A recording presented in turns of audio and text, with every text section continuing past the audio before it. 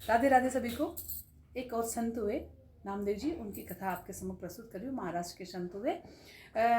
उनके माता पिता विट्ठल भगवान जी की मूर्ति की पूजा करते थे, उनको भोग लगाते थे। अचानक उनको एक सप्ताह के लिए बाहर जाना पड़ा और 12 वर्ष की अवस्था नामदेव जी की थी। उनको सारी जिम्मेदारी दे करके चले गए कि भगवान को भोग लगाने के पश्चात ही आप भोजन ग्रहण करेंगे। नामदेव जी उनको भोग लगाने लगे, तो मूर्ति ने एक दिन भी दूध ग्रहण नहीं किया, दूसरे दिन भी नहीं, तीसरे दिन भी नहीं, चौथे दिन नामदेव जी ने कहा कि प्रभु अब आप भोजन ग्रहण कीजिए, जो भी गलती मुझसे हुई है उसको क्षमा कर दीजिए, इससे अधिक भूखा रहने की क्षमता मुझ में नहीं है। और वो चक्कर खा करके बेहोश हो गए। जब विट्ठल भगवान जी ने देखा कि मेरे भक्त बेहोश हो गए, तो उन्होंने स्वयं दूध का कटोरा लिया और पूरा दूध पी लिया। जब माता पिता लौटे तो नामदेव जी ने उनको बताया कि मैंने पहले भोजन प्रभु को भोग लगाया, उसके पश्चात ही भोजन ग्रहण किया।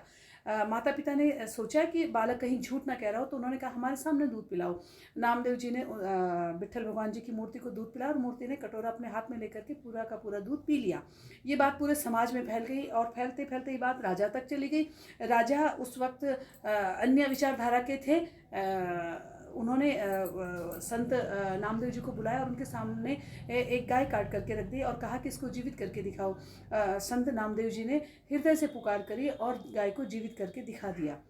भगवान ने अपने भक्तों की बात को रखने के लिए हमेशा ही प्रकट होते हैं और हमेशा ही अपनी शक्ति को दिखा देते हैं, और उन्होंने गाय को जीवित कर दिया। ये बात पूरे समाज में फैल गई और इस प्रकार से संत नामदेव जी की प्रसिद्धि हो गई कि वो भगवान के अनन्य भक्त हैं। राधे राधे सभी को।